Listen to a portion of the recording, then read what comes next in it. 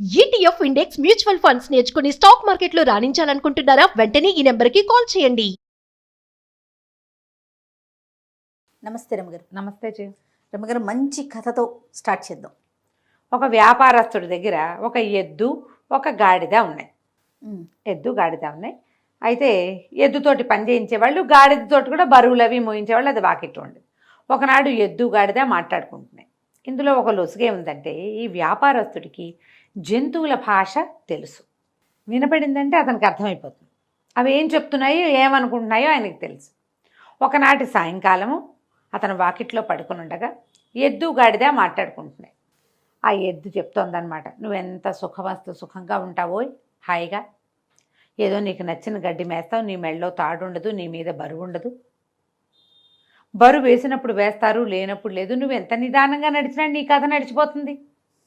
గాడిద నిదానంగానే నడుస్తుంది, పరిగెత్తదు గుర్రంలాగా. గాలపింగ్ అవి ఉండవు దానికి, అటా పోతూ ఉంటుంది.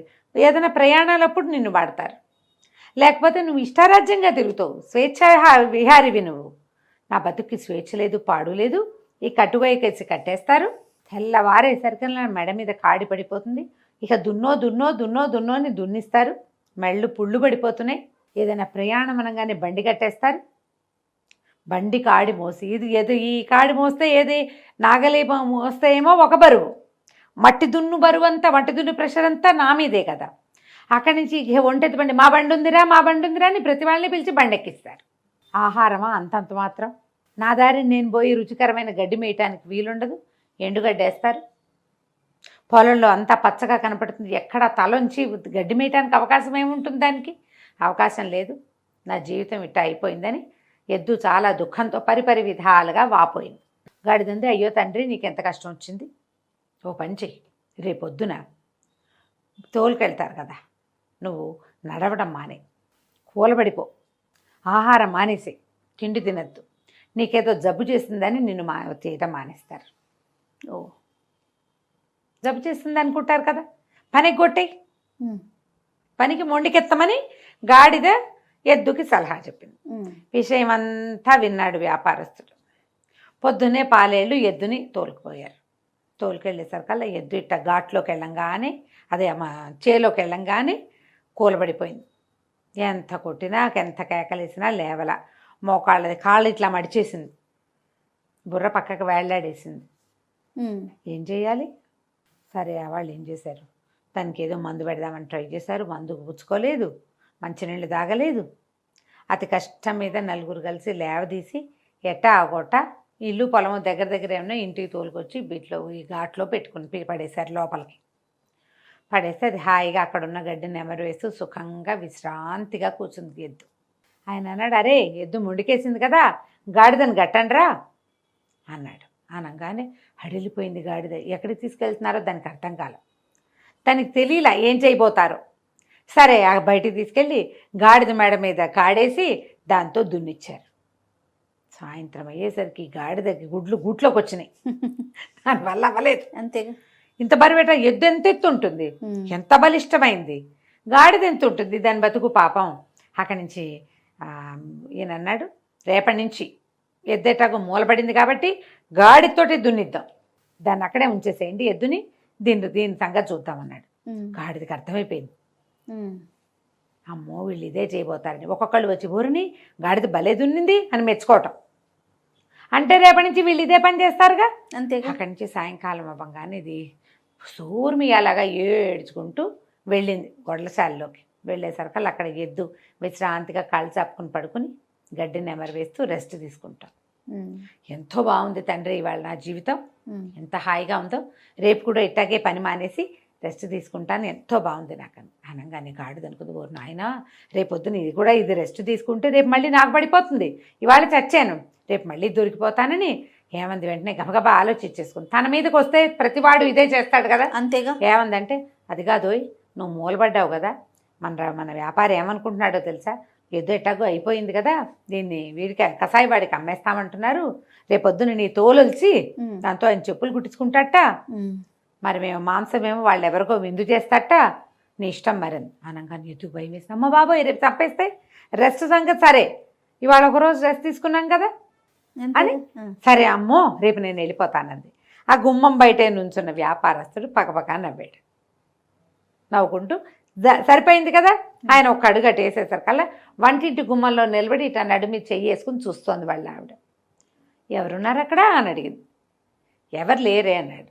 మరి ఎవరితోటి ఈకెక్కలాడుతూ మాట్లాడుతున్నావు నువ్వు అని అడిగింది.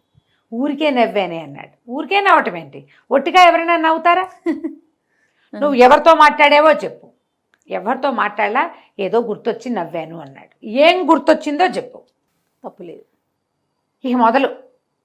ఎందుకు నవ్వావు, అంత పకాలమని నవ్వు ఎందుకు వచ్చింది, ఏం గుర్తొచ్చింది, ఎవరితో సరసలాపాలాడితే అది జ్ఞాపకం వచ్చిందో చెప్పు.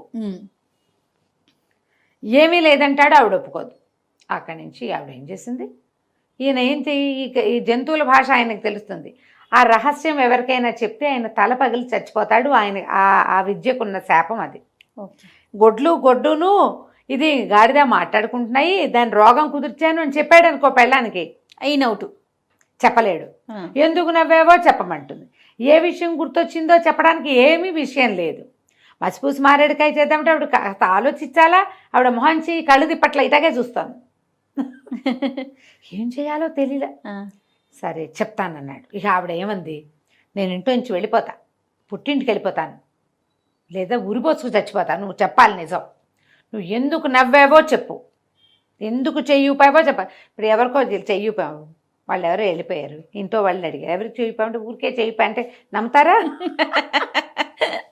ఎందుకు నవ్వావని భార్యలో భర్తలో ఎవరో ఒకళ్ళని ఎప్పుడో ఒకప్పుడు అడిగే ఉంటారు కదా. అంతే. ఏం గుర్తొచ్చి నవ్వావు, అదే సమాధానం చెప్పాలిగా. అక్కడి నుంచి ఇక ఏమనుకున్నాడు, చావడానికి రెడీ అయిపోయాడు. చెప్పేయాలి, ఇంకా ఈ రహస్యం చెప్పేయాలి. కాకపోతే తన టైం చెప్పేస్తే పుసుకొని చచ్చిపోతే ఈ ఇల్లు వాకిలి వీలునామా ఇవన్నీ ఏట. అక్కడి నుంచి ఏం చేశాడు, గబగబా వీలునామా రెడీ చేశాడు. చుట్టాలు పక్కాలు అందరినీ ఒకసారి కంటితో చూద్దామని అందరినీ రమ్మన్నాడు. కూతుళ్ళు కొడుకులు, ఒకళ్ళిద్దరు మనవలు, వియ్యంకుళ్ళు, బావమరుదులు, 2-3 మరదళ్ళు, 2 బోధనగారులు, మొత్తం గుంపంతా చేరారు వీళ్ళింటో. చేరాక ఏమైంది, ఇంతలో వాళ్ళ ఇంట్లో ఒక కుక్క కోడి కూడా ఉన్నాయి. ఆ కుక్క అదే పనిగా ఆయన కేసు చూస్తూ పాపం చచ్చిపోవడానికి సిద్ధపడ్డాడు మహారాజు అనుకుంటూ దీంట్లోకి చూసింది, మన కోళ్ళ దీంట్లోకి. కోళ్ళ గూడు ఉంటుంది కదా, ఒక పెద్ద గూడులో ఒక పెద్ద పుంజు, 50 పెట్టెలు ఉన్నాయట. కోడి పుంజు ఒకదాని మించి ఒకదాని మీదకి దాటుతూ ఆడుకుంటుంది వాటితోటి, పెట్టెలతోటి. ఈ కుక్క అడిగింత, ఏమై పుంజు మన ఆసామేమో మనని పోషించేవాడేమో పెళ్ళానికి సమాధానం చెప్పలేక చావడానికి సిద్ధపడ్డాడు.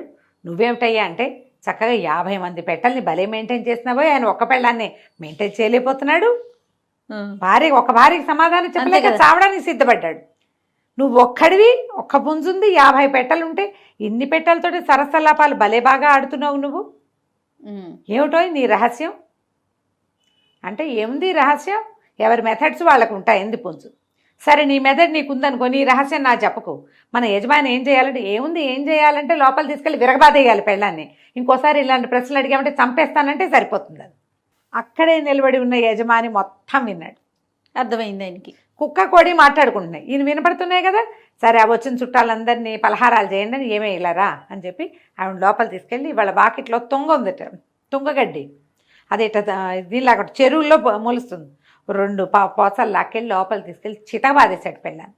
నేను ఎందుకు అయినా నవ్వుతా, నువ్వు నన్ను అడగడానికి వీల్లేదు, చచ్చినా చెప్పండి. మళ్ళీ అడిగావో మళ్ళీ తగులుతాయి దెబ్బలు. శభాష్. అనగానే ఆవిడ, మరి వీళ్ళందరినీ ఎందుకు పిలిచదు, ఎందుకైనా పిలుస్తా, అది నా ఇష్టం, ఏది అడగటట్లేదా, నువ్వేం అడగడానికి వీల్లేదు, కాపురం చేస్తావా దెబ్బలు తింటావా ఏదో ఒకటి చెప్పన్నాడు. ఆవిడేమో నాకు దెబ్బలదు, నేను కాపురం చేస్తా, ఇంట్లోనే ఉంటా, ఎవరికీ చెప్పను. బయటకు వచ్చి అందరికీ పలహారాలు పెట్టేసింది. ఈయన హాయిగా ప్రశాంతంగా ఉన్నాడు. కుక్క కోడి ఎద్దు గాడిదే వాటి పన్నాలు చేసుకుని ప్రశాంతంగా ఉంది. కథ కంచికి మనం ఇంటి పరిష్కారం ఇలాగా రమ్మగారు. మరి ఏం చేస్తాం, సచ్చినా చెప్పండి, నీ దిక్కుంటాడు చెప్పుకో అనాలి అంతే. ఈ కథలో ఇలా ఉందమ్మా, ప్రతి కథలోనూ ఇలా ఉంటుందని అనుకోకండి. ఈరోజు కాదు, ఇది అరేబియన్ నైట్స్ ఎప్పుడో రాయబడి ఉన్న కథ. దీన్ని కథగా వినండి అంతే. ఆ రోజు కథ చెల్లింది. మనం పిల్లలకి ఎక్కడ దాకా చెప్పాలి, కుక్క గాడిదే ఎద్దు కథ వరకు చెప్పాలి. ఒకళ్ళ పనులలో ఇంకొకళ్ళు జోక్యం కల్పించుకోకూడదు. అంతే. బాగుంది కదా, చాలా బాగుంది రమ్మగారు. నమస్తే. నమస్తే.